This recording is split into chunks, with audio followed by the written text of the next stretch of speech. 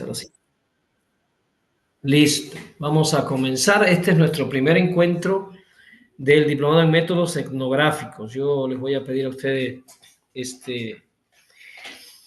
mucha tranquilidad, flexibilidad, saquen sus cuadernos. Nos vamos a meter en temas que son bastante complejos, bastante difíciles. Y este primer tema es el tema más largo que voy a abordar. Ya a partir de aquí nos vamos a meter en los métodos, pero hoy quiero abordar el tema de la cultura, la construcción de lo humano, el fundamento filosófico y antropológico de la etnografía. Los que están con nosotros por primera vez, que pues la idea es que yo voy a hacer una exposición y después ustedes hacen todas las preguntas que ustedes quieran.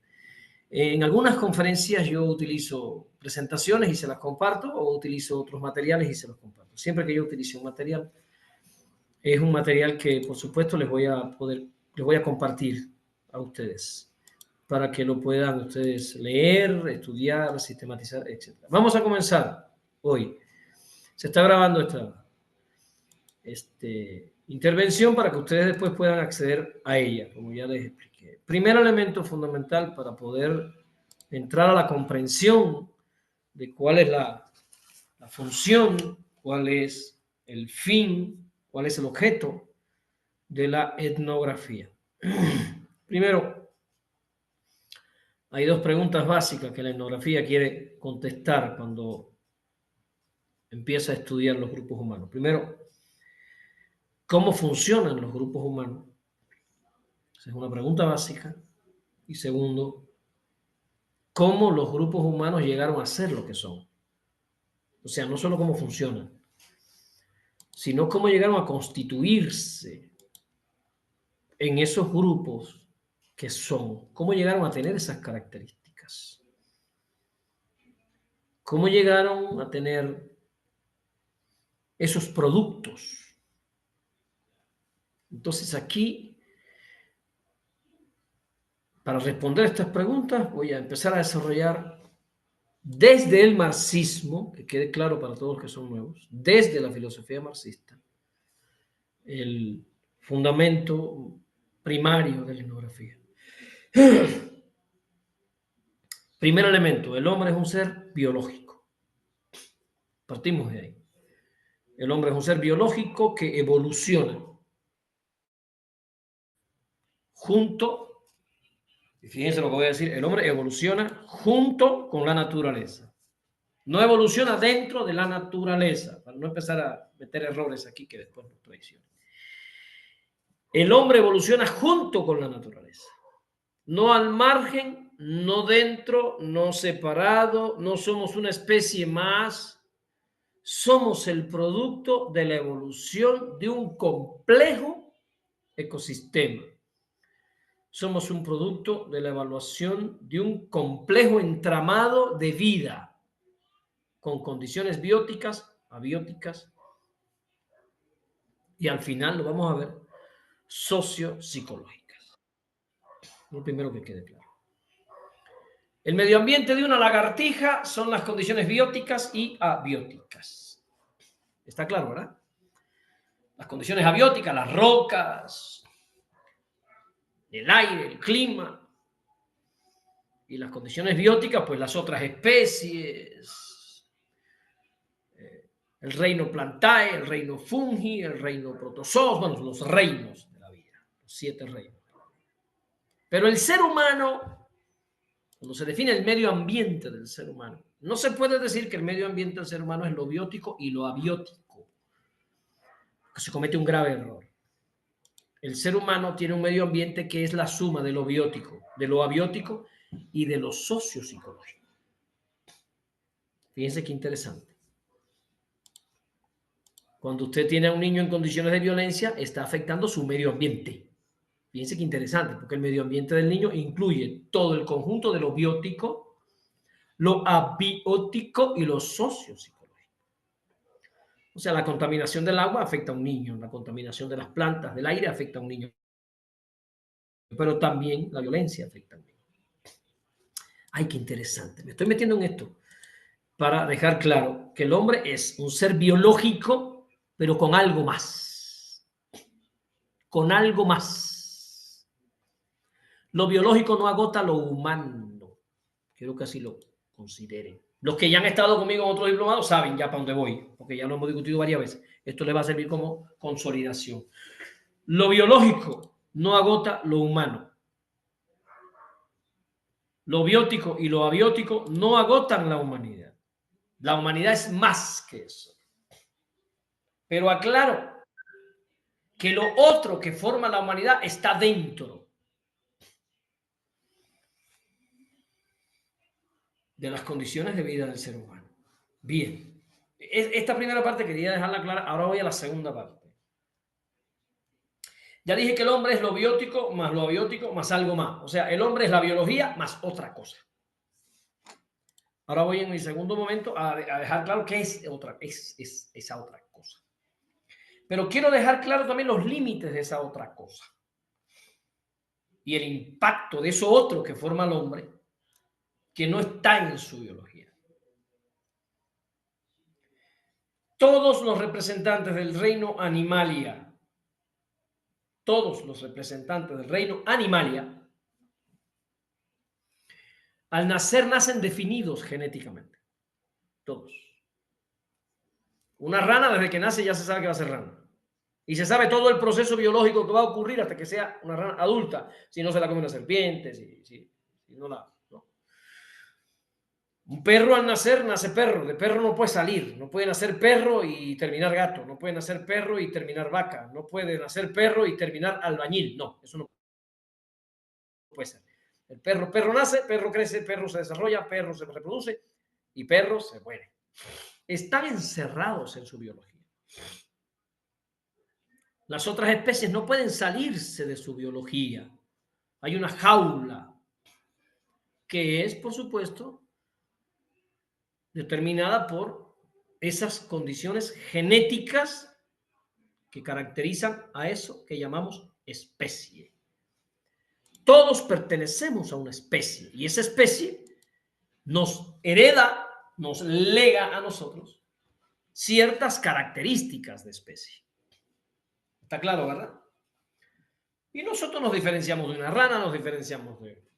Aunque somos tetrápodos, igual que un pollo, aunque somos tetrápodos, igual que un caballo, aunque somos tetrápodos, como tetrápodos nos diferenciamos de los otros tetrápodos. Tenemos ciertas características que le pertenecen a nuestra especie biológica. Pero cuidado con ponernos muy arrogantes, porque el 99% de nuestras características biológicas son idénticas a las de un chimpancé. O sea, casi la totalidad de mis genes son copias fieles a los genes de un chimpancé. Nos diferencian unos pocos genes de esos primos muy cercanos que tenemos. Entonces, somos animales. Nosotros somos animales. Somos animales, pero somos del reino Animalia el animal que menos hereda específicamente conductas. Heredamos los ojos, los pulmones, el sistema digestivo, el sistema circulatorio, el sistema hormonal, todos esos sistemas biológicos los heredamos, pero no heredamos las conductas. Somos la especie que menos conductas hereda. El perro hereda muchísimas conductas, casi todas. Ladran como perros, se enamoran como perros, se huelen la cola como perro. Por muy educado que sea tu perro, cuando ve a otro perro le va a meter la nariz en la cola. Eso no se lo puedes quitar, eso es genético. Eso está instalado en su especie, ¿sí o no? Y ladra y se reproduce y tú estás ahí con tu perro fifí, con cadena, que tú no quieres que se cruce con el corrientito, pero cuando él siente que la corrientita está en celo, él lo que quiere es salirse de la casa y reproducirse. Le vale madre toda tu educación cultural porque el perro instintivamente él actúa como perro, aunque tú pienses que te ama y todas esas tonterías fifí del American Way of Life, ¿no? De esta cultura banal y tonta que estamos hoy, ¿no? Le ponen ropita, le ponen zapatos al perro, todas esas tonterías, por supuesto, que al perro, como ustedes se imaginan, pues le vale madre, ¿no? Muerde la ropa, la desbarata, para él eso no tiene ninguna trascendencia. Porque todas las especies están casi totalmente determinadas conductualmente a partir de la herencia genética. no solo heredan las características físicas, heredan los comportamientos. Las tortugas heredan los comportamientos. Nunca llegan a ver a su descendencia. La tortuga se va y deja los huevos. Y las tortuguitas salen solas, se van al mar y sobreviven. Esa tortuguita no necesita una escuela de tortuga para saber cómo comportarse. Esa tortuguita se comporta como se comportaron sus padres, sus tíos, sus abuelos, porque eso está genéticamente establecido. Nubia. Y eso pasa con todas las especies, menos con el Homo sapiens. El Homo sapiens es la única especie que al nacer, nace, en palabras de Sartre, indefinida. Oye, profe, ¿cómo indefinida? Sí, somos la única cosa en el universo, es interesante, porque somos la única cosa en el universo entero que se define a posteriori. Una estrella se define en el proceso de su nacimiento. Y en el proceso de su nacimiento, según su masa, pues se convierte en una enana amarilla, una gigante roja, una enana blanca, las diferentes clasificaciones de estrellas. Nosotros incluso cuando hacemos una mesa, la mesa está definida antes de existir, porque hay un plano, porque la mesa está en el pensamiento del carpintero y antes que la mesa sea, fíjense, antes de que la mesa sea, ya la mesa está pensada. Qué interesante. Las cosas que el hombre crea existen primero en la mente antes de existir físicamente. La única cosa en el universo que se define a posteriori es el ser humano.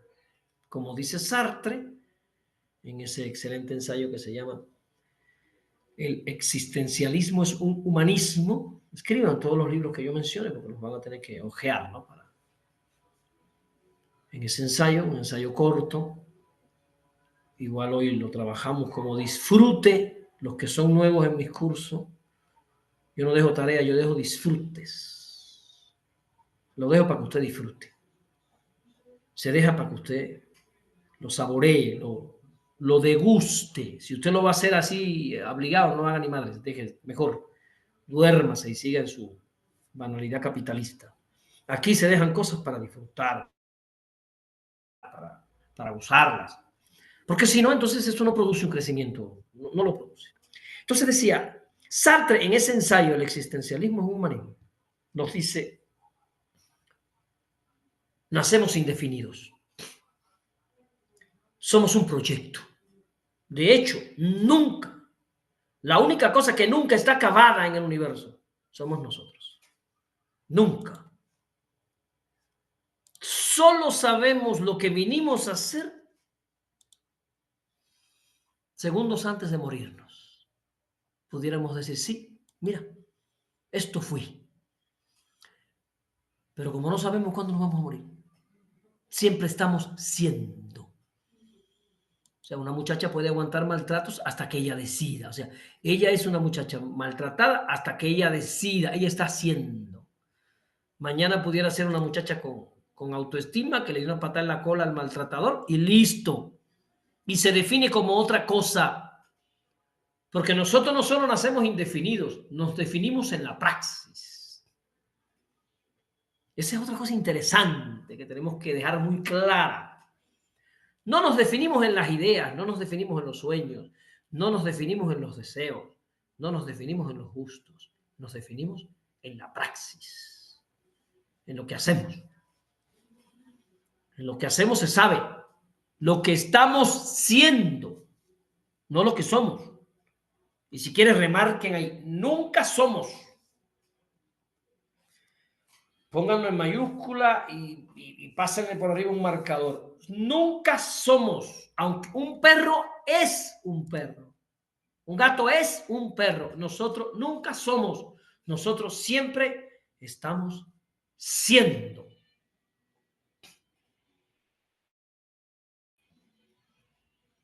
Y usted se metió en este diplomado y usted está haciendo. Cuando terminemos este diplomado ya usted no va a ser la misma persona. usted decidió caminar una ruta, caminar un proceso, usted empezó a definirse de otro modo. Bueno, hasta aquí la segunda parte que quería dejar clara. Somos seres indefinidos y nos definimos en la praxis. Bien, la tercera pregunta a la que me quiero dirigir. ¿Qué es lo que el ser humano tiene que aprender? ¿Qué es eso que tenemos que incorporar a nuestra naturaleza biológica a través de la praxis que nos convierte en humanos? Porque si dije que nacemos indefinidos, no nacemos humanos, nacemos homo sapiens. Lo humano se aprende. Para los que están por primera vez, escríbanlo así. Nacemos homo sapiens. Lo humano se aprende. Y voy a decir algo que he dicho muchas veces, pero es muy ilustrativo. Si yo tomo un niño chino al año y lo traigo para la Sierra Mije, a los 15 años, ese niño es Mije.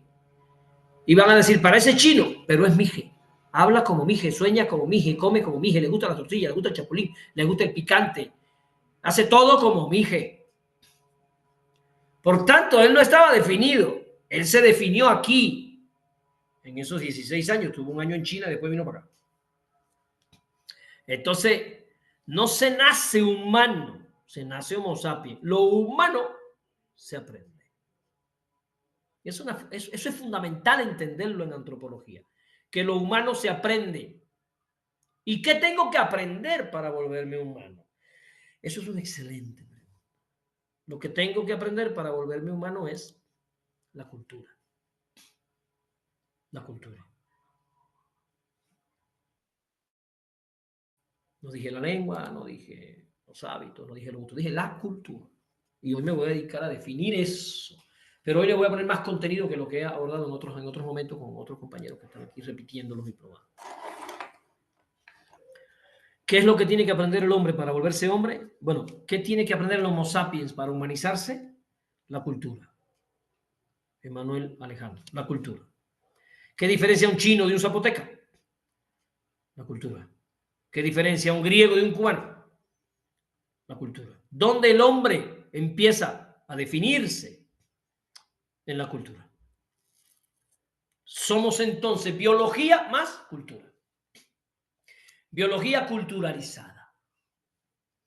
Somos biología que se adapta, que aprende, que internaliza la cultura en cada momento histórico. Voy a poner algunos ejemplos muy didácticos, un poco torpes, pero didácticos. Lo de torpe me lo perdona porque su maestro tiene sus limitaciones, pero sí son didácticos. Por ejemplo, ¿cómo hacían del baño cuando llegaron aquí los castellanos, rateros, asesinos y violadores en el 1492?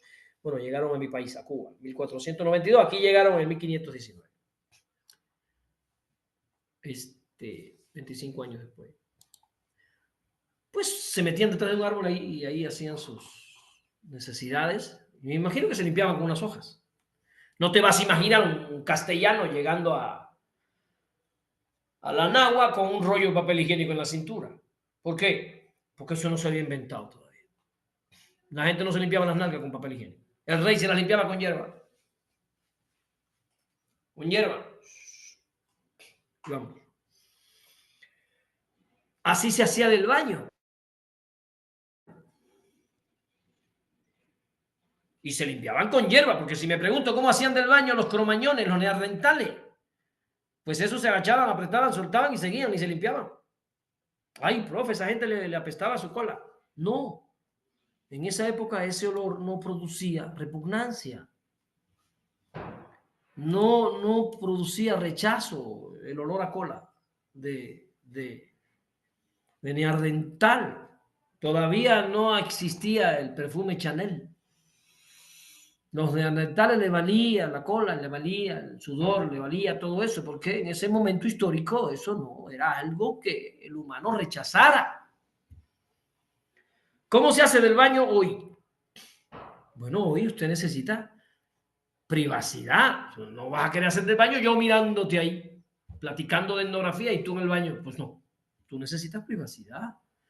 Después necesitas lavarte las manos con jaboncito, ¿sí o no? Descargar la taza. Entonces podemos decir que la caca nuestra es una caca culta. Fíjense, le puse el ejemplo del popó porque es una necesidad biológica básica, para que se den cuenta que la cultura cambia hasta nuestras más básicas necesidades biológicas. Hoy hacemos del baño según el momento cultural en el que estamos. No hacemos del baño como nos da la gana. Claro, en un aprieto, en una selva con dolor de barriga, tú vas a hacer del baño y te vas a limpiar con una soga. Pero eso es porque no tienes otra opción. Pero culturalmente somos Homo sapiens, podemos ser, incluso nos podemos definir, si vinieran los extraterrestres y no tuviéramos muchas palabras, pudiéramos decirle, somos Homo erectus que se limpian la cola cuando hacen del baño. Eso solo nos definiría. Fíjense qué interesante. Y llegarían los extraterrestres y dirían, ah, pues son estos. Porque los únicos aquí que se limpian la cola cuando hacen del baño somos nosotros. O pudiéramos decir, somos el único animal que se limpia la cola cuando hace el baño. Porque a veces, ¿qué es el hombre? El hombre es el animal que produce instrumentos de trabajo. El hombre. Y empezamos con esta definición. Pero yo puedo dar una definición mucho más elemental. Es decir, el hombre es el único animal que se limpia las nalgas cuando hace el baño. Listo, se acabó. Búscame otro. No hay.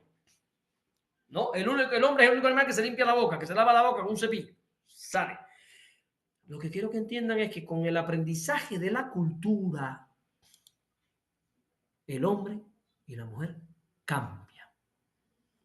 O sea, los humanos pertenecen a cada época histórica. O sea, ponga, la cultura cambia. La cultura cambia. Y con el cambio de la cultura cambian los hombres y las mujeres. Bueno, voy a usar hombres en el término genérico, para no estar diciendo los hombres y las mujeres todo el tiempo. Como Vicente Fox me roba mucho término genérico. Cambia la cultura. ¿Quién produce la cultura? ¿Quién crea la cultura? El hombre. Entonces, ¿qué es cultura? Antropológicamente pudiéramos ir avanzando en la definición y decir que cultura es todo lo creado por el hombre. Lo que el hombre no creó es naturaleza. Por eso es incorrecto cuando en el sentido común la gente que no estudia antropología te dice, es natural que actúe así. No, no es natural, es cultural. Es cultural que actúe así. ¿Es natural que sea un estúpido? No, eso es cultural. ¿Es natural que Trump sea un imbécil? No, eso es cultural. Es creado por la cultura. ¿Es natural que sea un egoísta? No, eso no es natural. Eso es cultural. Natural es todo aquello que el hombre no ha creado. Todo aquello en lo que nosotros no hemos metido nuestra pechuña de Homo sapiens es natural. O sea, ustedes pueden poner ahí, el mango es natural. Nosotros no creamos el mango. Pero el dulce de mango es cultural. Nosotros creamos el dulce de mango. Nadie se encuentra en un árbol con unos potes de dulce de mango ahí colgados para tú agarrarlo. Pues no. Tú lo que te encuentras es un mango, tú lo bajas y haces el dulce. El dulce de mango es cultural y es tan cultural que los mexicanos hacen dulce de mango diferente a como lo hacen los cubanos. Muy diferente. Porque cada cultura produce, cada cultura crea productos diferentes. Entonces pónganlo ahí. La cultura no solo cambia con el tiempo, la cultura es diversa. La cultura no solo cambia con el tiempo, la cultura es, ¿qué dije? Diversa. Porque evidentemente los grupos culturales crean en diferentes condiciones. Eso es importante que lo tengan claro. Los grupos culturales crean en diferentes condiciones. En diferentes condiciones económicas, en diferentes condiciones geográficas, en diferentes condiciones climáticas.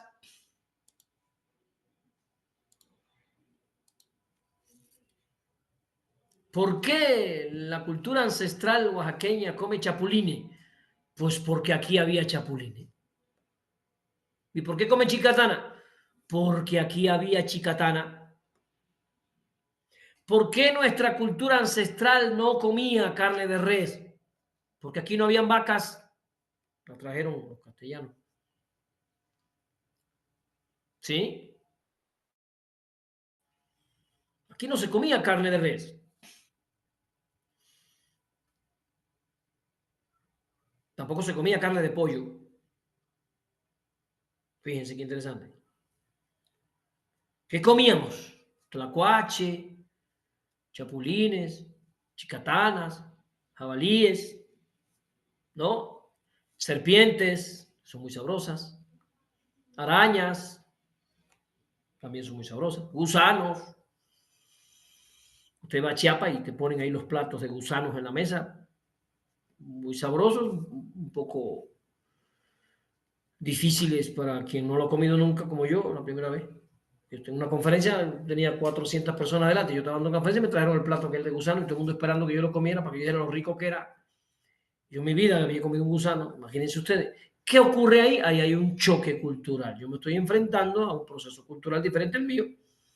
Y por educación empecé a comer gusanos y en definitiva me gustó y al final pues comía gusanos, comía chapulines. Al principio yo llegar aquí a Oaxaca, cuando vi los chapulines dije, ¿cómo es posible que esta gente se coman esos insectos? ¿No? Pensábamos que eran cucarachas, que eran... Los revisábamos incluso los cubanos esperando que no se fuera a colar ahí una cucaracha o algún bicho, ¿no? Sus patitas nos producían mucha dificultad para comerlos, porque no, en Cuba no hay nada como eso. O sea, sí hay chapulines, pero no se comen. ¿Cuál es la diferencia? Diferencia de tipo cultural. Diferencia de tipo cultural. Entonces, ¿qué es la cultura? Todo lo creado por el hombre. Como ya se están preparando para antropólogos, tienen que agregar algo más. Todo lo que el hombre ha creado es cultura, lo que el hombre no ha creado es naturaleza. Hay quien te dice, así lo quiso Dios. Nosotros como antropólogos decimos, así lo quiso la cultura. ¿Sí? Porque para nosotros la producción material y espiritual es una producción cultural. Por tanto, agregamos cultura, es todo lo creado por el hombre, tanto material como espiritual. Porque creamos la amistad, creamos el tequio, creamos el amor, creamos el odio, creamos la envidia, creamos el chisme, creamos el egoísmo, ¿sí o no? Todas esas son creaciones de tipo espiritual. Ay, ¿por qué será tan chismoso ese hombre? Es cultural. No te quejes, el chisme lo creamos los seres humanos. No nació chismoso. La especie no tiene culpa de lo chismoso que es. Es un producto de ¿qué? De la cultura. Si en la cultura nunca hubiera habido chismosos, ahorita no habría chismosos. ¿Sí o no? Si en la cultura nunca hubiera visto egoísmos, ahorita no habría egoístas. Si en la cultura no habría habido genocidio y agresión, ahorita no tendríamos el caso de Palestina con Israel. Esas son producciones de tipo cultural. De hecho, Israel está siendo muy creativo en la producción de cultura porque está creando un tipo de genocidio que no conocíamos con anterioridad. Este es peor que el holocausto que pasaron los judíos. Pero no me quiero ir del tema porque me enojo y me paso 2 horas hablando mal de Israel. Y no es el tema.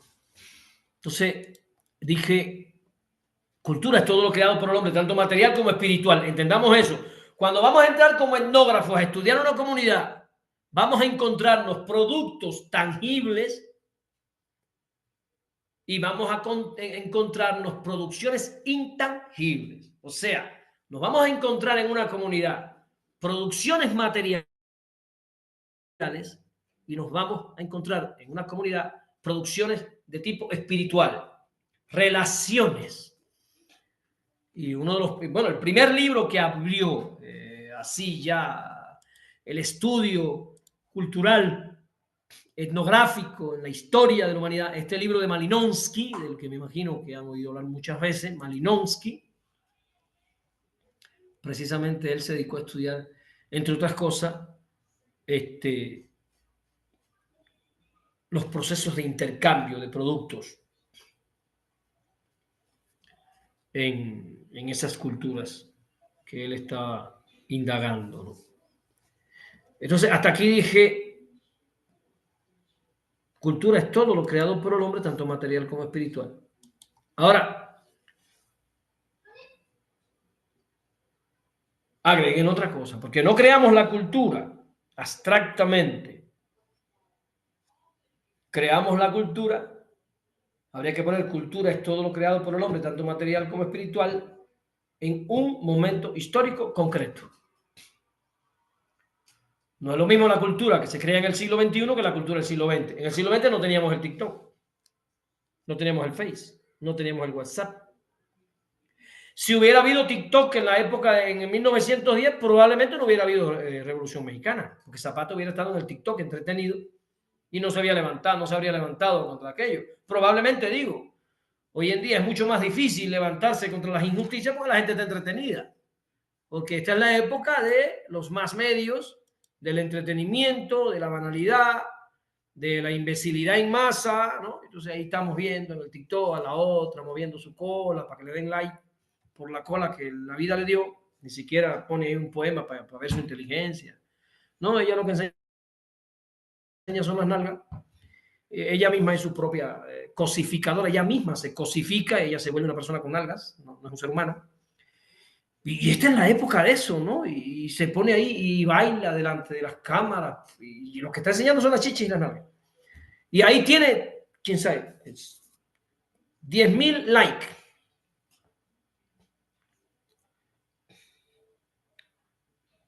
Subo yo este video a mi canal y lo más que aspiro son 15, 16 likes.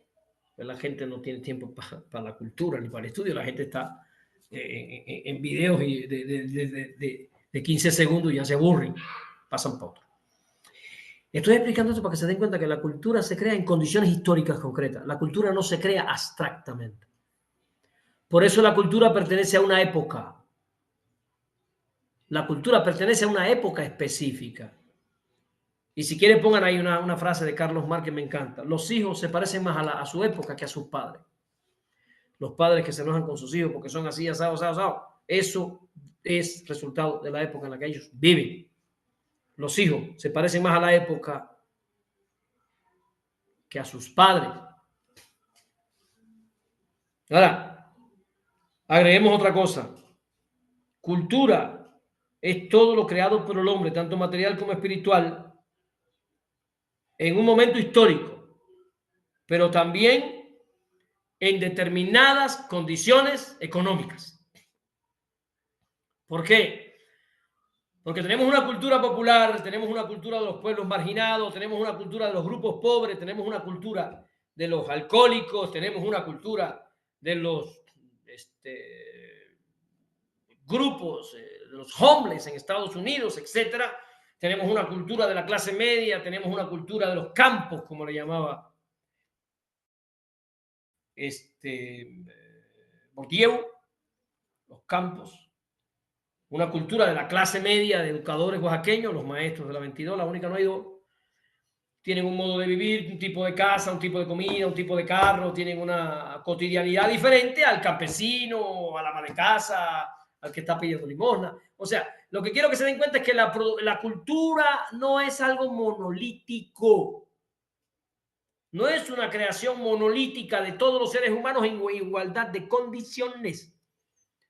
Si dije que cultura es todo lo creado por el hombre, tanto material como espiritual, tenemos que entender que hay creaciones que vienen desde condiciones materiales depauperadas. Y tenemos, por ejemplo, el surgimiento y el apogeo de los grafitis, que son pinturas de protestas de grupos marginados, las culturas populares de las ciudades, etcétera. Esto se dije en condiciones económicas concretas.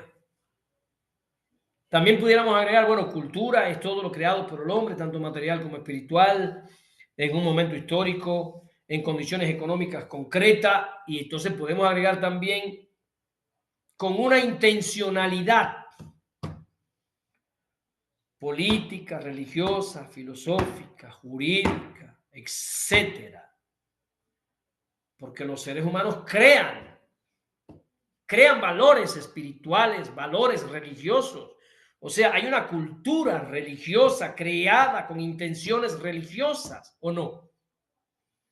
Hay una cultura política creada con intenciones políticas. Por eso el PRI decía, el que no tranza, no avanza.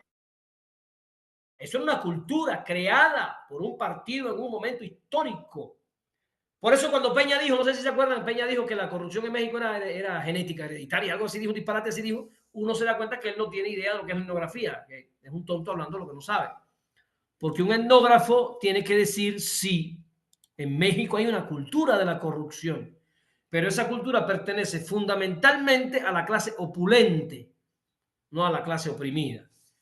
Y podemos hacer estudios etnográficos para darnos cuenta. Usted se va para un campo oaxaqueño, toca la puerta de una casa y pide agua. Y si es un campesino, le da un vaso de agua.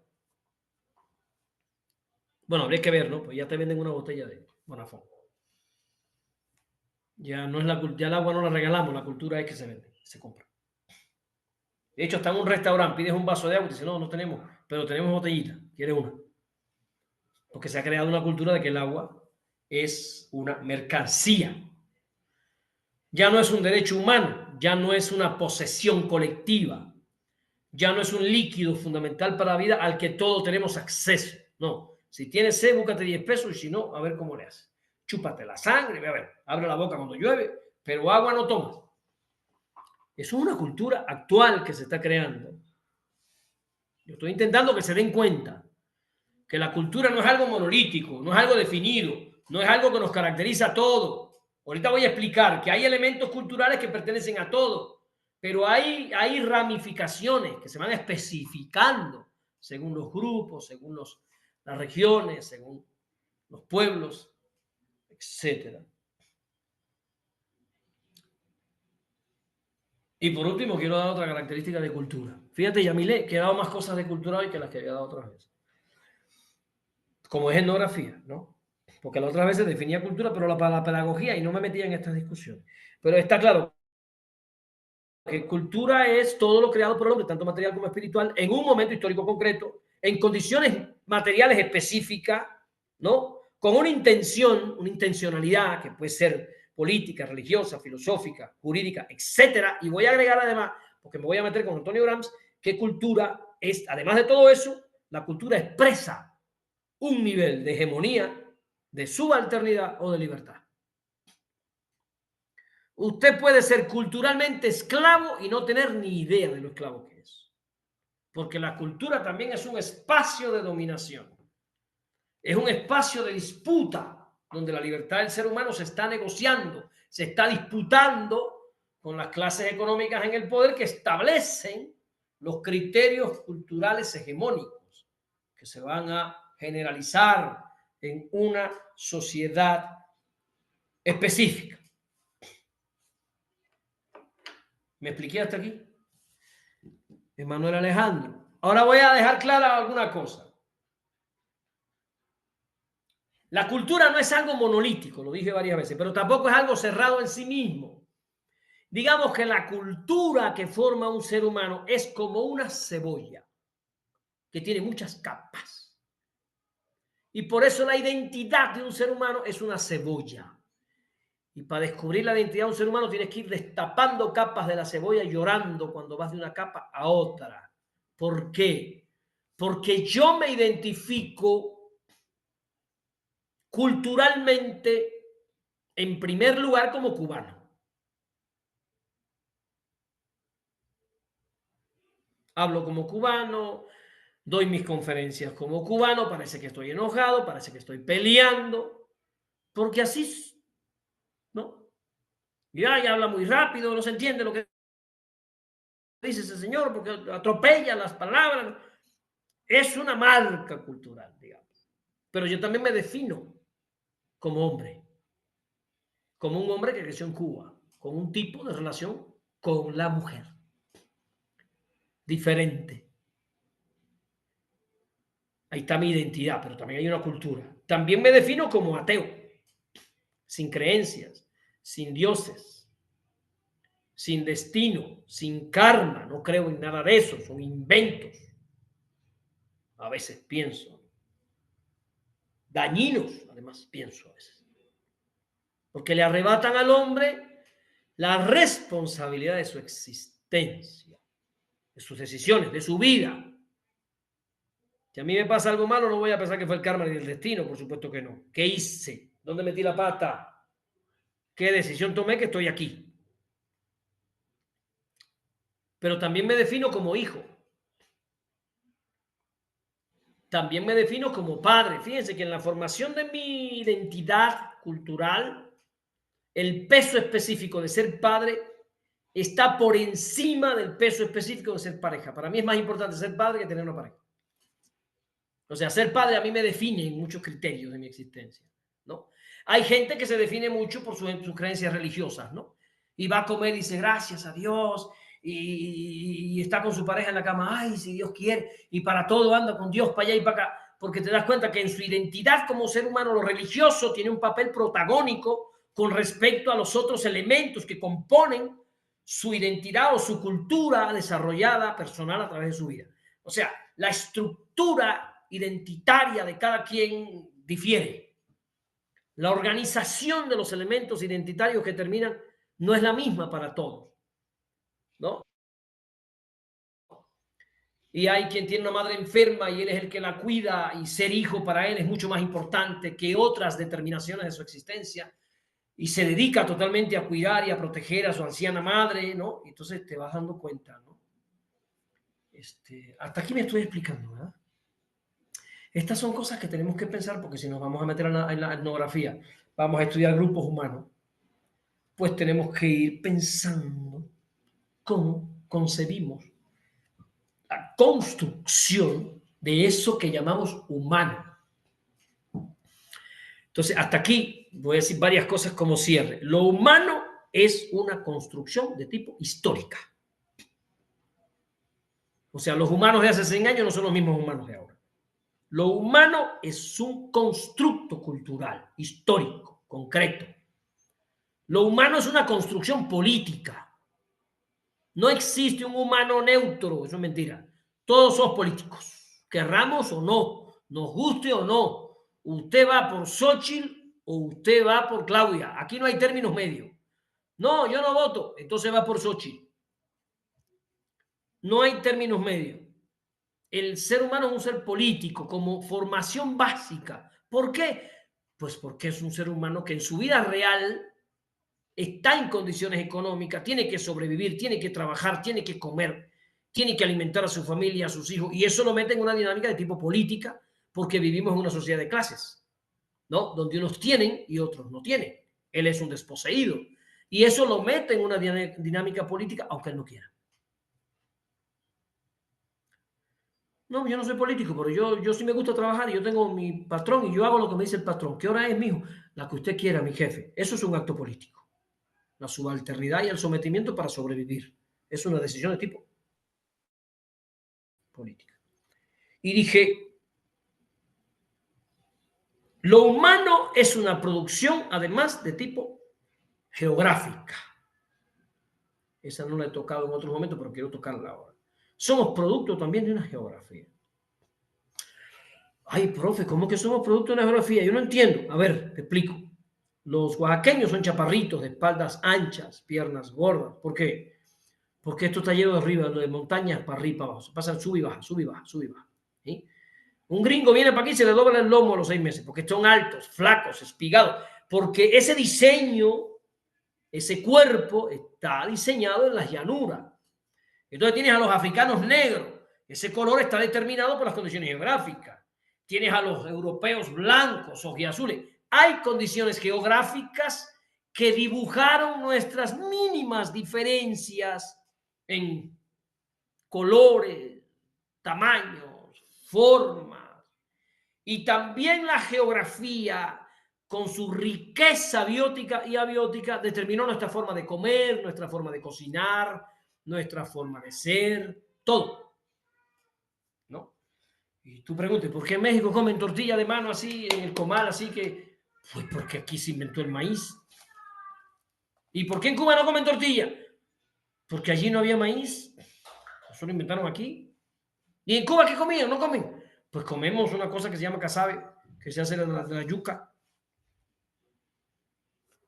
Muy rico, hace años que yo no como casabe. Muy rico. Entonces estoy diciendo que la cultura no se puede separar de la geografía. Las producciones materiales y espirituales también dependen de las condiciones geográficas.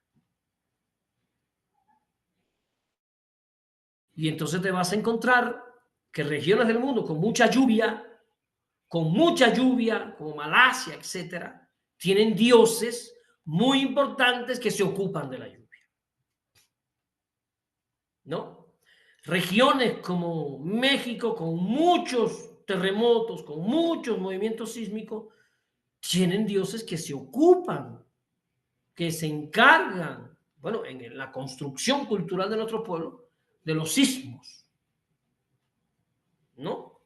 Porque los pueblos fueron creando culturalmente, fueron produciendo culturalmente todo este simbologismo, toda esta espiritualidad, todas estas creaciones humanas, también dependiendo del contexto geográfico, de las condiciones geográficas, ¿no? Y usted mira, por ejemplo, los habitantes del desierto del Sahara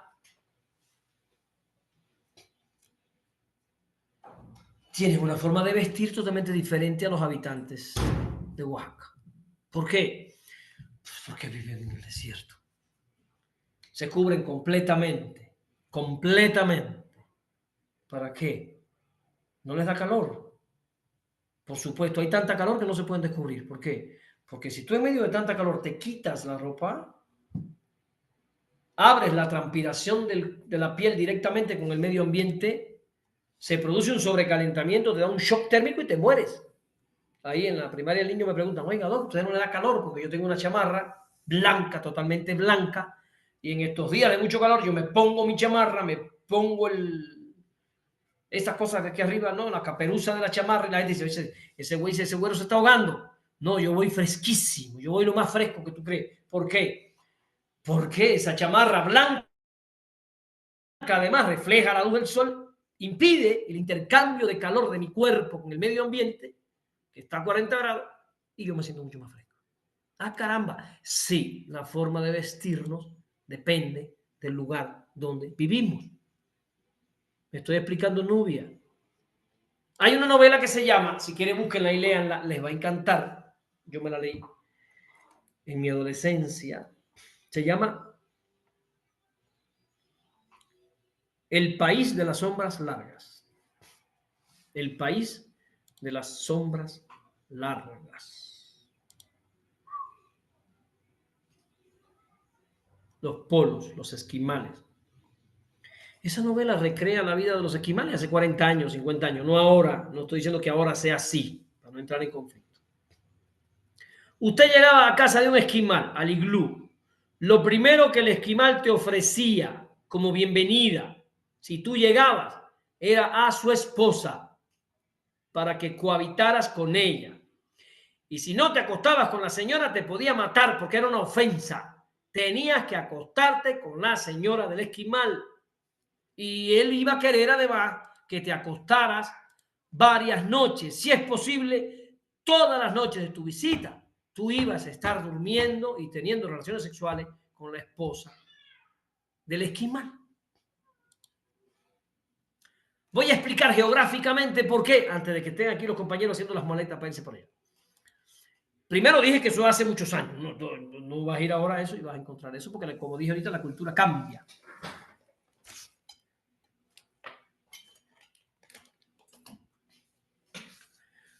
Profe, ¿por qué los esquimales hacen eso? Pobres mujeres violentadas. Y si llegaban 5 de visita, pues uno cada día, cabrón. Profe, pero ¿cómo? Pobre señora. No, la señora feliz. ¿Por qué? Porque la densidad de población en esas condiciones geográficas es tan baja,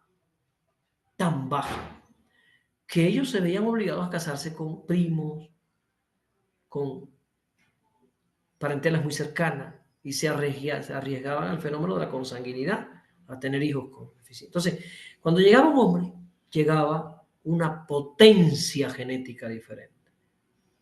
O sea, un hombre que durmiera con su mujer garantizaba un hijo sano y fuerte, porque los genes de la mujer, ¿no? Pero un hijo de él podía salir con dificultades porque era su prima. Entonces, fíjense cómo las condiciones geográficas estaban determinando comportamientos de tipo cultural que para otra cultura era una cosa bárbara. pero ¿cómo le voy a dar a mi mujer? Si toca a mi mujer lo mato, ¿no? No, no, no. Acá es diferente. ¿Y quién estaba determinando ese comportamiento? Las condiciones geográficas. Si ustedes van a convertirse en investigadores etnográficos, ya tienen que empezar a entender primero que tenemos que ser flexibles, tenemos que estudiar y descubrir los comportamientos, cuáles son los orígenes de los comportamientos y no juzgar desde nuestra cultura, de otro contexto, de otra geografía, de otras condiciones históricas, de otras condiciones económicas. Porque a veces el niño llega a la escuela, se le cae la manzana, la agarra y se la come sin lavarle. La maestra dice, ¡ay, qué puerco! Cuidado, compañeras, compañeros educadores. Eso no es ser cochino. Si ese niño viene de una familia pobre, con 4 hermanos, peleándose la manzana, se le cae y es a mordida, están sobreviviendo ahí. Hay culturas que dependen de condiciones económicas. En esa novela, El País de las Sombras Largas, muy interesante la novela para estudiar todos estos elementos. Antes que tú te acostaras con la esposa del esquimal, porque ella se preparaba. Era una ofrenda. Ella se bañaba. ¿Se bañaba, profe? Sí, pues no se bañaba con agua. El agua ahí está congelada. Si se baña con agua, se muere. Se acicalaba con orina, porque ellos guardaban la orina, que tenía un punto de congelación por debajo del agua. Con la orina se acicalaba, se untaba grasa de pescado por todo el cuerpo, se raspaban esa grasa de pescado con unas herramientas que ellos tenían para quedar bien limpias. Eso que se raspaban del cuerpo, esa grasa de pescado con las células muertas de la piel, que se estaba higienizando, se guardaba porque eso es parte de la botana que se iba a comer. Porque una fuente de proteína tan importante no se puede tirar en el polo. Imagínense ustedes, están viviendo ahí en una nevera, ¿no? Rodeado de hielo, ahí no hay rábano, ahí no hay nada de eso. Fíjense cómo estas características, que pueden parecer para otras culturas muy raras, incluso pueden no aprobar estos comportamientos. Son comportamientos culturales, son producciones culturales que están justificadas en determinadas condiciones históricas, en determinadas condiciones culturales. Por eso cuando algunos compañeros se ponen a juzgar cómo vivían los aztecas, lo que hacían los aztecas, que si esto, que si lo otro, eso está violentando una cultura. Tú no conoces, tú no sabes, mejor ponte a estudiar y a leer, porque cada cosa que una cultura hace tiene un fundamento, y ese fundamento tiene un lugar en la existencia, en la cosmovisión, en el modo de interpretar el mundo. Entonces, cuando llegaron los españoles, se asombraban de muchas cosas, porque evidentemente ellos carecían de las estrategias, de la cultura suficiente para entender nuestras diferencias culturales, y muchas veces terminaron juzgando con superficialidad manifestaciones culturales que estaban histórica, geográfica y culturalmente justificadas. ¿Me estoy explicando, Héctor Miguel? Justificadas. Entonces ustedes cuando van a entrar a estudiar los pueblos, cuando van a estudiar grupos humanos, tienen que saber que no pueden llegar ahí a juzgar, a opinar, a estar diciendo, pero ¿cómo es posible que esta gente haga esto? ¿En qué mundo viven? ¿Qué incultos? ¿Qué falta de civilización? No, no, porque de hecho una de las primeras definiciones de cultura hablaba de cultura o civilización. Cultura o civilización. Se identificaba la cultura con la civilización, con lo cual las culturas europeas, eurocéntricas, las culturas de la metrópolis eran consideradas culturas civilizadas, y las culturas de la colonia, de las colonias, las culturas de África, las culturas de Asia y las culturas de América eran consideradas culturas bárbaras, culturas incivilizadas, pueblos que tenían que ser alumbrados por la teme del colonizador, por las creencias cristianas, católicas, apostólicas y cristianas, porque supuestamente eso nos iba a dar a nosotros más humanidad. Ahí estamos viendo entonces que hay un posicionamiento de desprecio, de disminución hacia las producciones culturales de otros pueblos que vivieron su existencia en diferentes condiciones económicas, geográficas, políticas, etc. Hay pueblos en África que entierran el camote blanco, la yuca, como le llaman en Cuba, y esperan que se pudra, le salen unos gusanos blancos muy nutritivos, sacan esa yuca y esos gusanos se los comen. Imagínense qué fuente de proteína más rica, más nutritiva además, porque esos gusanos son una fuente de proteína de mucha calidad para esos pueblos. No es lo mismo comerse ese gusanito que ponerse a masticar la pierna de una cebra, ¿no? Imagínense ustedes los dientes que hay que tener para masticar cruda la pierna. No sé.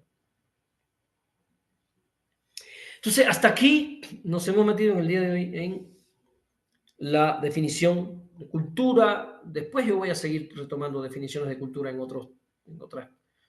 En cada clase voy a tomar algunas definiciones porque quiero ver cuáles son las definiciones que han ido dando los investigadores que siguen las líneas del capitalismo, comparándola con los investigadores que siguen las líneas marxistas, para que vean cómo se dan interesantes diferencias en cómo estas líneas definen, estudian y enfrentan la investigación de los procesos culturales. No son iguales, hay grandes diferencias. Entonces, hasta aquí quiero dejar claro un cuarto elemento. ¿Cuál es el objetivo de la etnografía? Primero, observar, analizar, describir y caracterizar. Observar, analizar, describir y caracterizar las culturas de pueblos, grupos, etnias, campos, etc.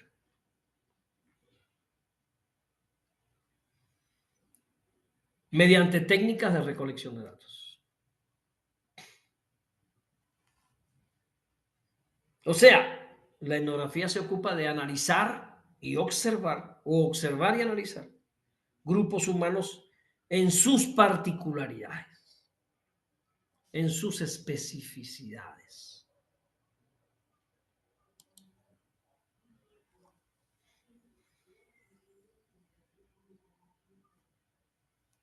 Ahora, vamos a ir desarrollando en el diplomado los métodos fundamentales de la etnografía, pero tenemos que entender desde Malinowski y mucho antes, desde Taylor. Taylor es un autor fundamental, 1871, Taylor. Framboas, 1930, Malinowski, 1931, son autores fundamentales que en algún momento vamos a ir tocando.